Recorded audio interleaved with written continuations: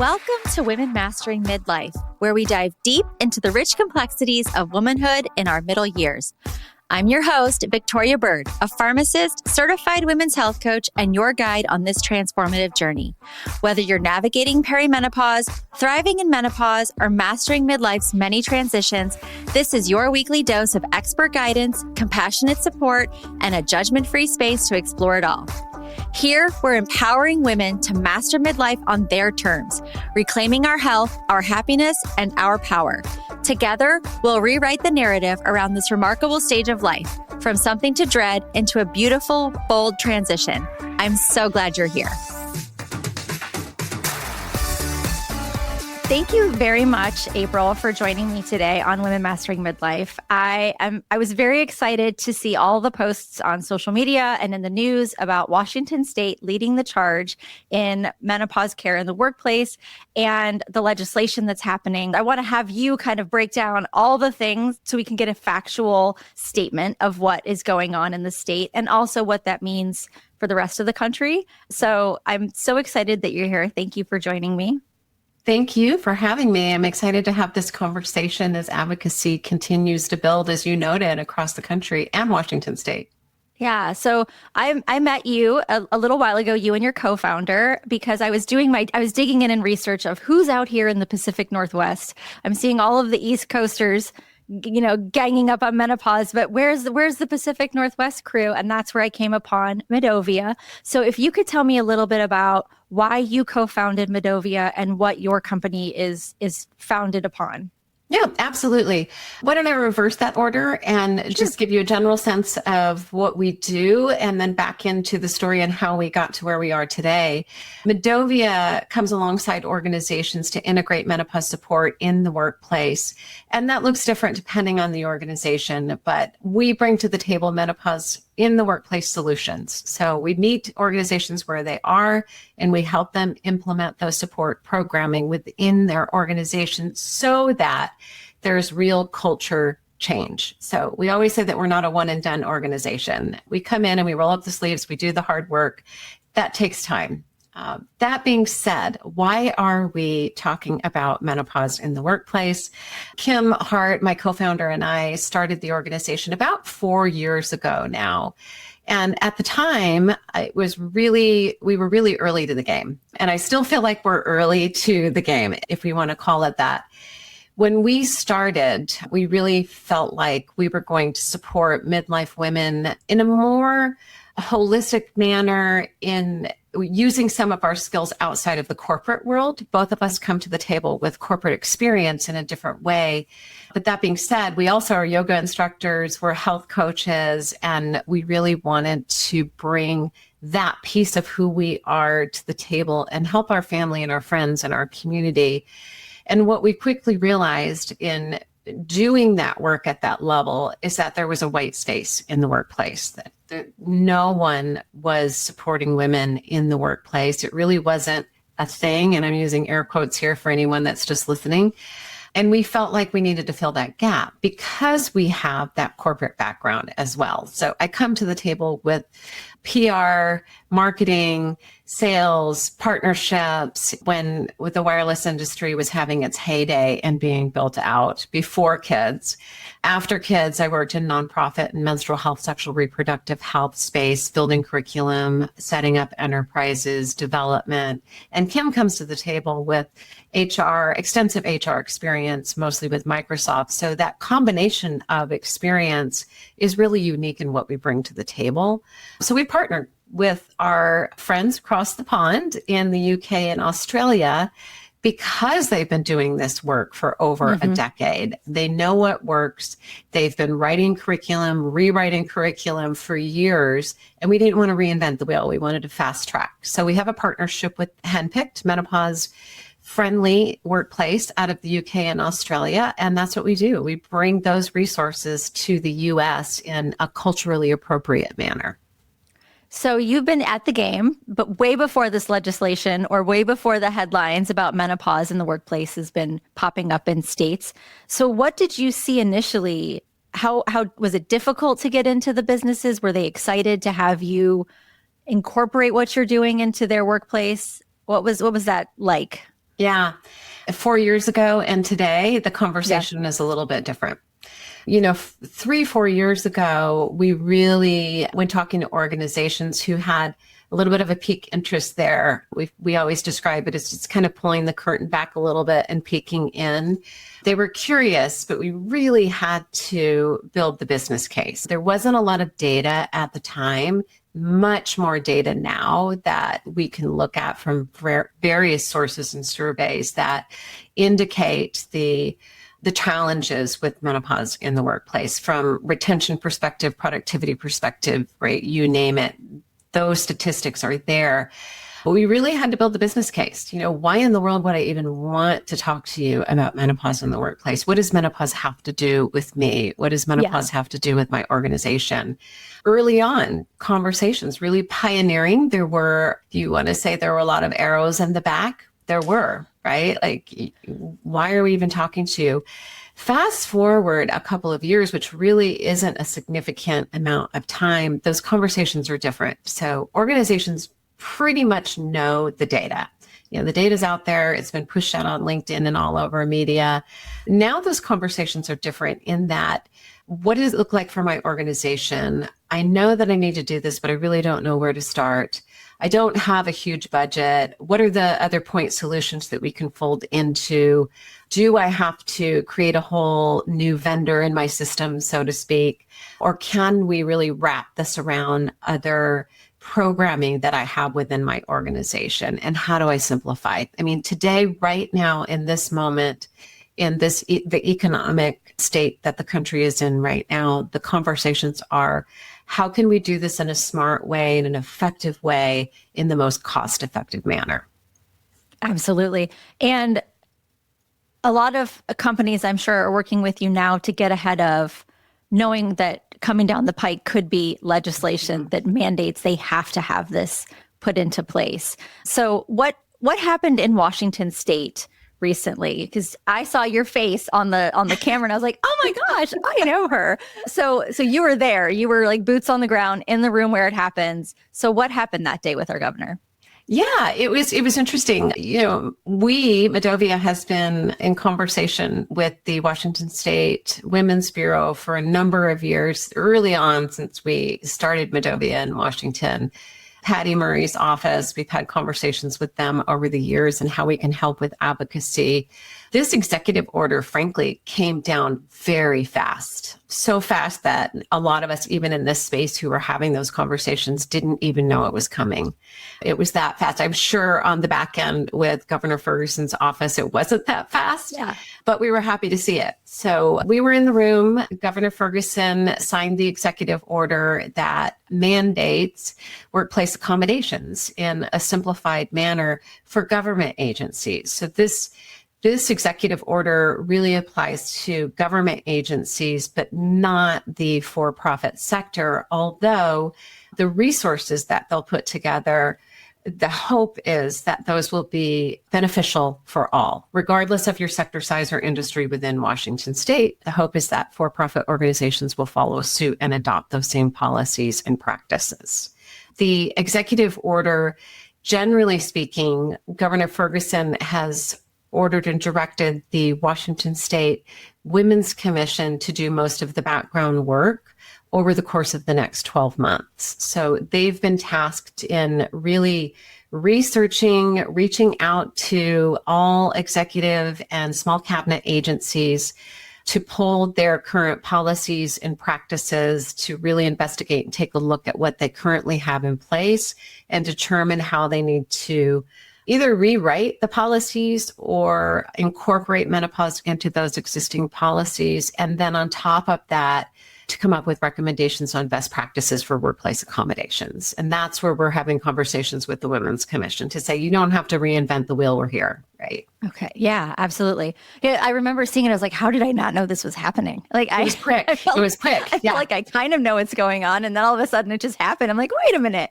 I wanted to know about this. Yeah. I mean, all honesty, I got a text message over Labor Day weekend saying you need to be here. And there we were. Yeah. Wow. Yeah. But it is a good starting point. And that's good to point out that it is just the government agencies that are going to kick the ball off. But that does help like you said, for-profit businesses will have the foundation and the groundwork started once the state starts to roll out these policies. So when you're talking about workplace accommodations, what exactly is on that list? Nothing at this point. I mean, as far as the Women's Commission is concerned, it's a clean slate. They're really starting from scratch, which again is the conversations that we're having. And that if you want to do this right, Washington State, do it right. We know, working with over 600 menopause-friendly members, nearly 200 that are accredited as menopause-friendly with our organization, we know what works and we know what doesn't work. And there's so many factors, as you know, Victoria, that come into play here when you talk about workplace accommodations. It's different depending on the size of your organization and what you can do and what those capabilities are and what your budgets are and what your staffing is like. It's different depending on the industry that you're working in.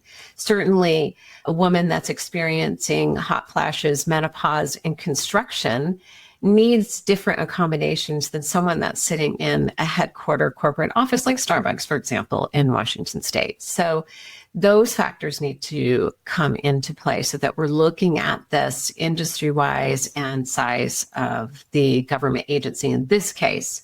So accommodations, it could be as simple as temperature control, right? Let's make sure that we have either the ability to layer our uniforms if we're in a retail environment, or, a lot of people say desk fans. I think that people stop listening when you say desk fans, but it does make a huge difference if you're having a hot flash and you have a fan on your desk. If we are, in a research lab, can we step out of that research lab and have more frequent breaks so that we can take the uniform off, have a little bit of a breathing moment, and then come back in? So those are just a few examples on how we would have that conversation and how we would come up with that all-encompassing workplace accommodation recommendation. Wow. I never even thought about that, but I can't imagine, even back in my pharmacy days in the hospital, like being under the hood and having to use aseptic technique and like having hot flashes and sweating, and then it affects your ability to focus and you're miserable, but to get out in and out of that. And that's not even like dressed, like gowned up or suited up in any kind of oh, wow. Exactly. I mean, if we think about it, and some of the accommodations can be as simple as make sure that your state workers that are, let's say, in construction and doing road work, that those honey buckets have Purell in them, have toilet paper, have tampons and pads for your female employees that might be having those unexpected periods. So again, really thinking outside the box if we're going to do this well, beyond the fan on the desk. Yeah. And that's so complex because when you think menopause, when I think menopause in the workplace, I'm thinking of a woman at a desk. That's right. Or in a boardroom meeting who has some brain fog issues, memory, like word finding, how that affects your ability to, give a presentation. But I never thought about, I feel like I'm in puberty again, especially in the beginning of early perimenopause, where I would be like, oh, it's happening again. This happened 16 days ago, and now all of a sudden I'm having another period, and you don't know when it's coming, and it's really frustrating. Right. And so the idea of being out working construction, I never would have thought of that. It makes it really, really challenging, right? Mm-hmm. Especially in the summer here when it gets super, super hot and dry and you're on the side of the road, or, just the opposite. You mentioned sporadic periods, but for me, I had the heavy periods where I couldn't leave my home. So in that case, can we look at flexible working environment for a short period of time so that she can get the care that she needs and then come back to her position and thrive, right? So let's make sure that we have access to care. So the workplace accommodation piece of this executive bill should be, and I believe it is, the first step, right? There are many other levers that we have to pull to make sure that she's supported in the workplace. And that includes access to care, and that includes access to those prescriptions that she needs. That includes the flexible working environment so that she can take that time off and get the care that she needs. Otherwise, the workplace accommodations are all for naught, right? And we always say we are a piece of this, but you have to integrate those other pieces of the puzzle. Otherwise, why are we doing this? Yeah. Well, I think we talked about when we were together in Tacoma for the Balance docuseries viewing that it's, how many doctors' office or how many doctors do you have to see before you actually receive the care that you need, which is missed days of work. And there's an education piece for a lot of women that's missing. That's right. So is that something that is also included in those workplace accommodations or menopause-friendly workplaces? Yeah, absolutely. Yeah. I mean, generally speaking, it is. That's a part of what we do. It is a part of the executive order as well. So they are pulling in your medical agencies, if you want to call it that, your associations, to get that feedback from physicians and nurse practitioners that are helping individuals going through menopause to ensure that they have adequate resources and education and awareness as well, so that we're supporting on the back end. Yeah. I think that's a little bit harder. Yeah. That takes a little bit more time.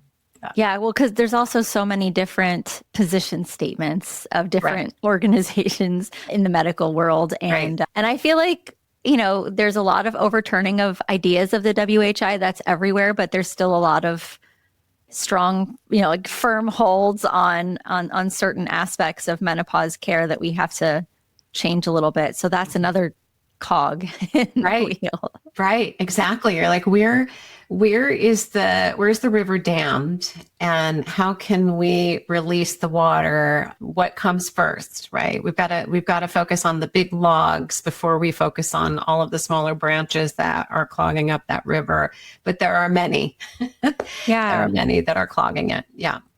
In your personal professional opinion, what do you think are some of the bigger logs that should be moved first? The access to care is a big one for me. Beyond workplace, I mean, obviously, I'm going to say workplace has to be a part of it. We get our insurance for the most part from our employers, right? That's how our healthcare system is driven and built today. So let's make sure, as a part of that healthcare programming, that organizations are looking at that. How do we get that access to care for the employees through the current healthcare plans that we have, and looking at it in a broader perspective from a wellness perspective, right? So it's not just access to a GP that might be knowledgeable in hormonal health, but I also want my PT to be aware, my pelvic floor PT, my acupuncture, my massage therapist, my health coach. I mean, everyone in that universe, so to speak, needs to be educated. So let's make sure that we give them access to wellness programs. And then let's make sure that they're supported at work so that we can stay at work and we can thrive. Because when we leave work or we decrease our hours and everything else that we have on our plates, we were talking, earlier before we started recording about all of the responsibilities with being a mom and a woman at this age, and some are caregiving. You top that off with menopause, and it's no wonder that women are reducing hours. But when we do that, our income is affected. And when we're not financially stable, that has a ripple effect as well. So I'm passionate about that workplace piece. So let's make sure we have that in place. The other piece of this, though, is that access to care. We have to make sure that women can get the help that they need so that they're not visiting 5, 6, 7, 9 doctors before they get a solution, which, in my opinion, is a simple solution. Every single practitioner should be knowledgeable on hormones so that we can really pull that onion back, those layers back, and determine, is this menopause? Do we need hormone therapy if that's a choice that the patient is making? If not, then what else is it, right? And how do we help her? Because women, there's just so many things, right, with our bodies that are happening at this stage of our lives that we need those knowledgeable healthcare practitioners that can help us. Because, there's surveys that have been done that show the return on that. If we can get quick access to good healthcare to individuals that know what they're doing, women return to work, home, caregiving, parenting a lot faster when we're feeling better. Right. So absolutely. They want to be lifing. They don't want to spend months trying to figure this out. Right? Yeah, exactly. We want to feel good. So that access to care is really critical. And then what I would say now,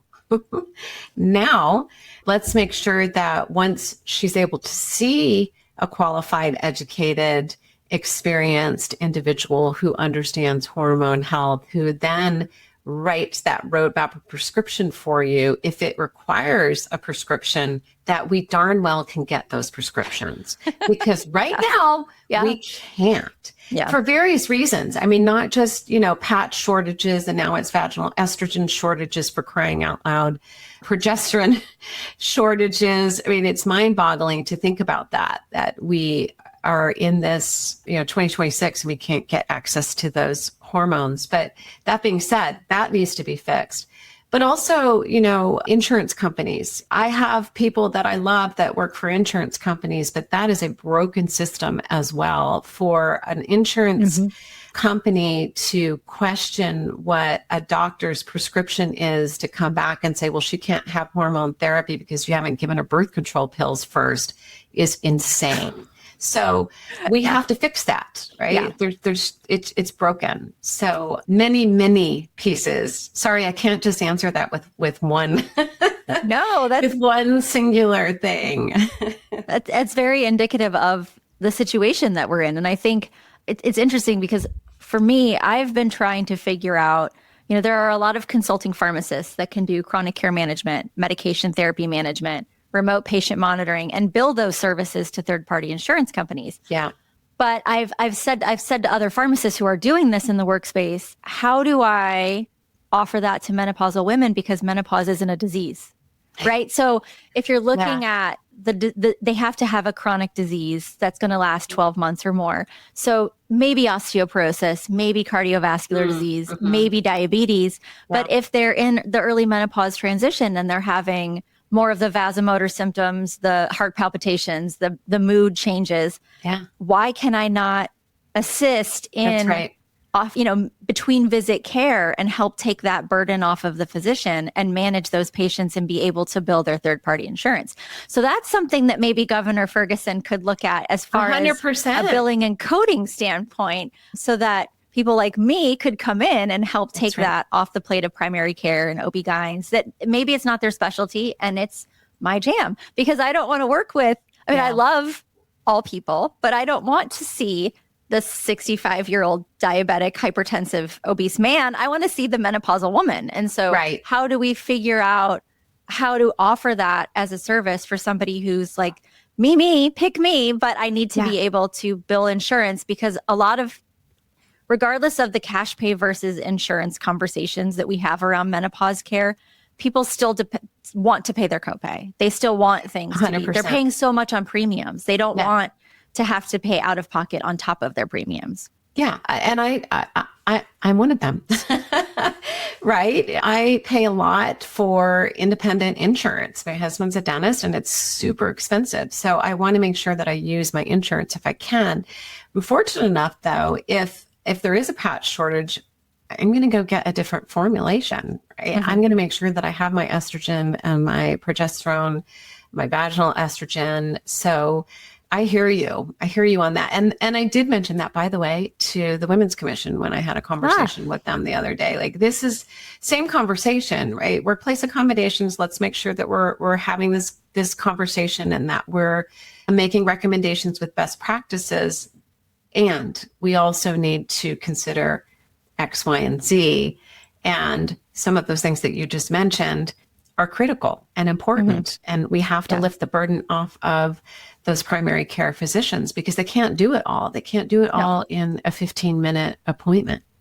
No. And they're burdened by the patient population numbers and just access to care statewide, let alone nationwide. I mean, we've talked about primary care and family medicine physician shortages for a very long time. And so I think that's where I'm starting to get into the pharmacists associations and looking at what they're saying. And they're saying, please give us, we don't want to diagnose. We just want to manage, and we just want to help with that aspect. So that would be something that would be very helpful, I think. And also, one of the things that I've questioned is, why can't, when you get the 17 pages of questions from your annual doctor's visit, you get the text message that says, your appointment's coming up. Click here to fill out your forms. And there's a HIPAA form, and there's an updated patient symptom form, and all the things.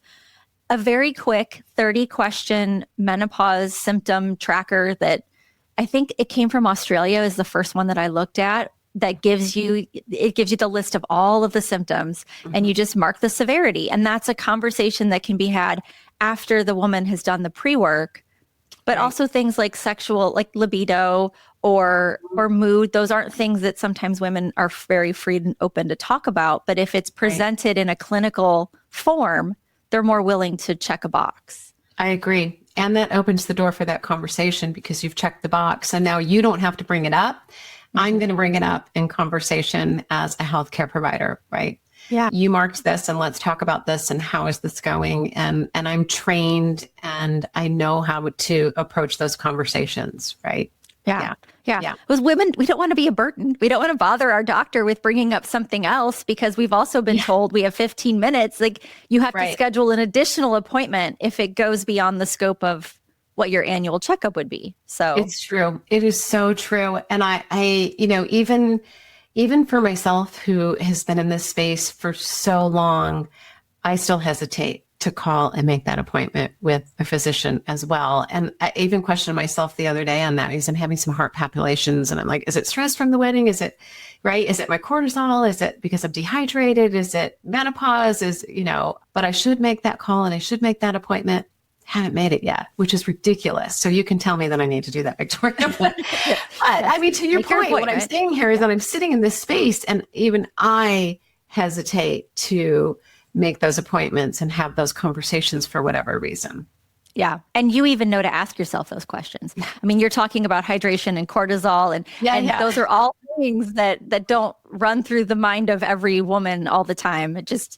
It's in my mind all the time, but that's not necessarily everyone else's. We think about it at 2:00 in the morning when we wake up. And Exactly. Yeah. I think there are, to your point about assessments, though, there are organizations that I've spoken with that are building those AI assessment platforms that are intelligent enough that they will remember your health history. And as you interact with it, it gets smarter and smarter and smarter so that you can then take this information to your healthcare providers. So we're not, again, relying upon that healthcare provider or, even a smaller physician's office to do that right for us. So they can only do so much. And so if they're not doing it, we can take the matter in our own hand and advocate for ourselves. And I think that's amazing.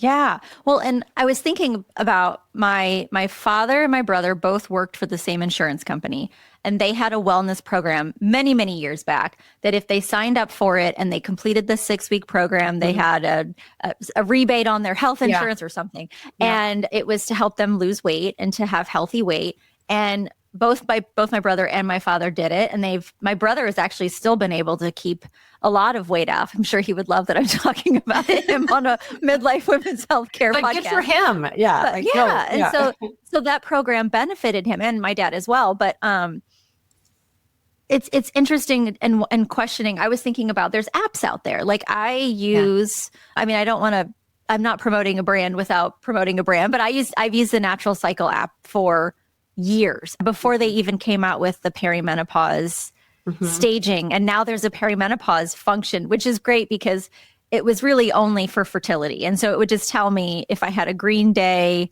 or a red day, if I was preventing pregnancy. I'm like, that's not what I'm trying to do right now. And like every day is red because nobody knows when I'm going to ovulate. Yeah. And so what's the point of this?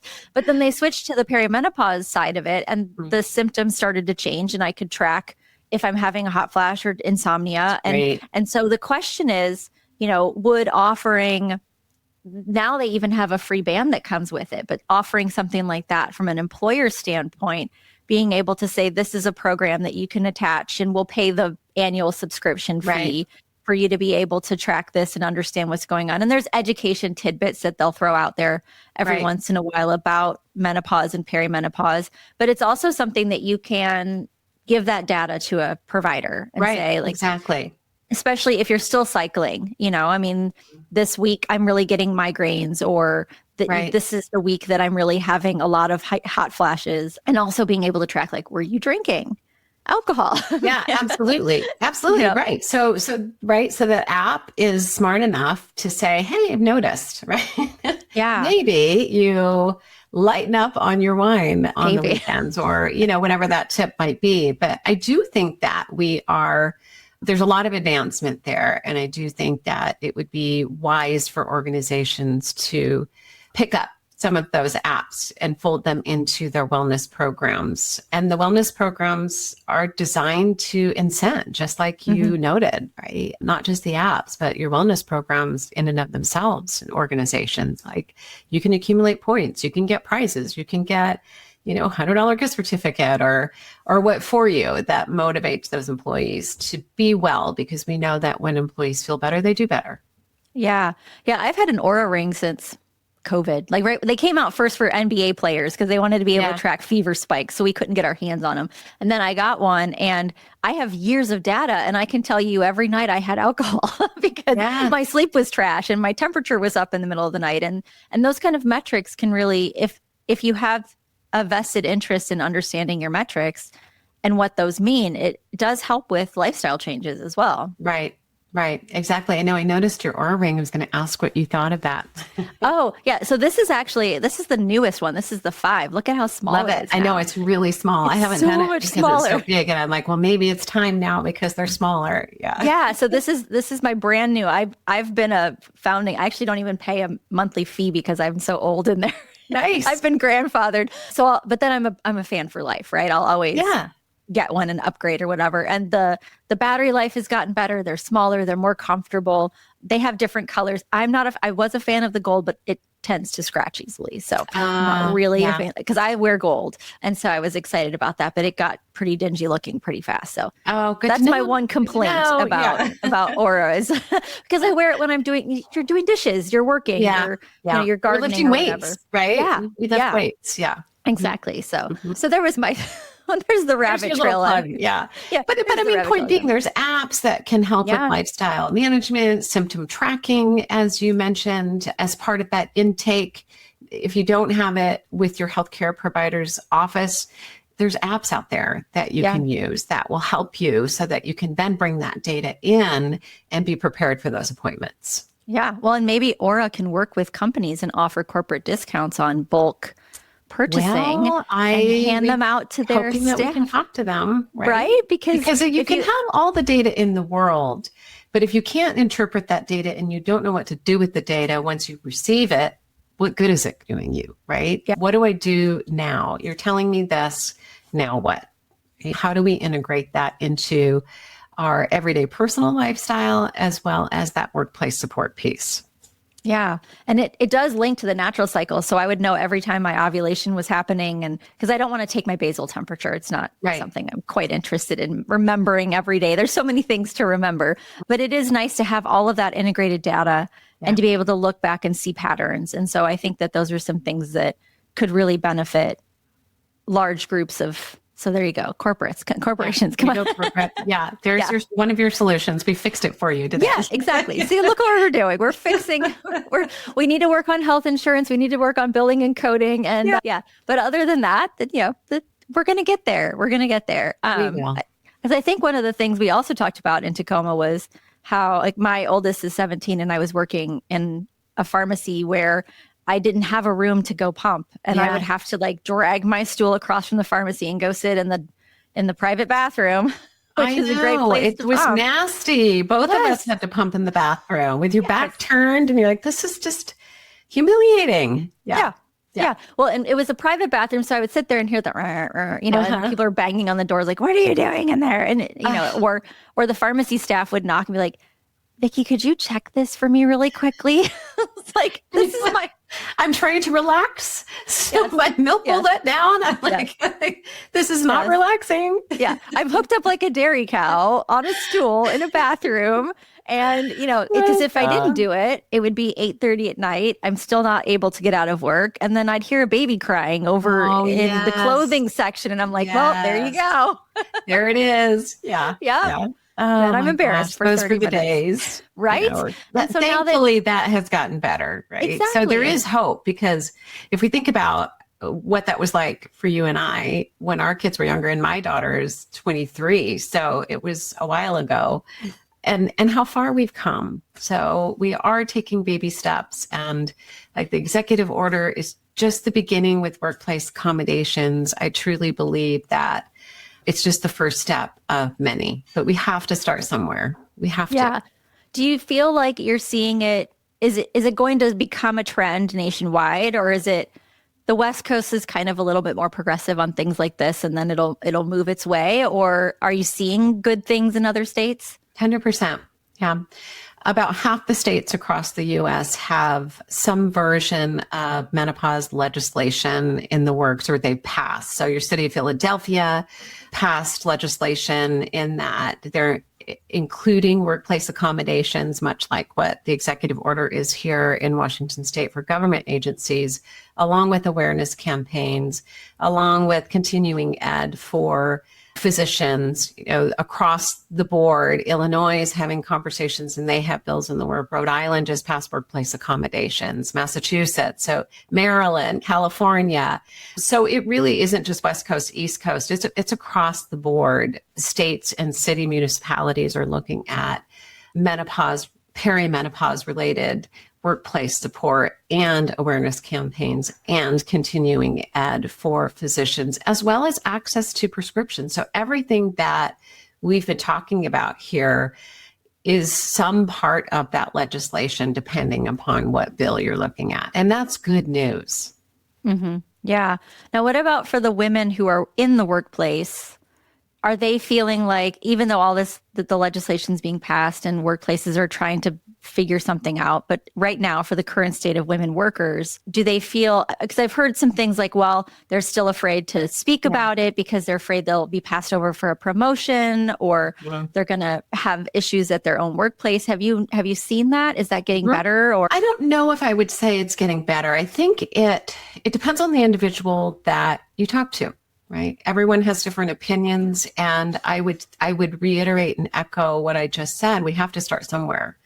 We have to start. Otherwise, things aren't going to change. We're going to continue to suffer in silence, and the workplace doesn't get any better. And we still have, 1 out of 10 women leaving the workplace, 1 out of 4 that's considering leaving the workplace, and all of those financial ramifications that go with it that I mentioned earlier.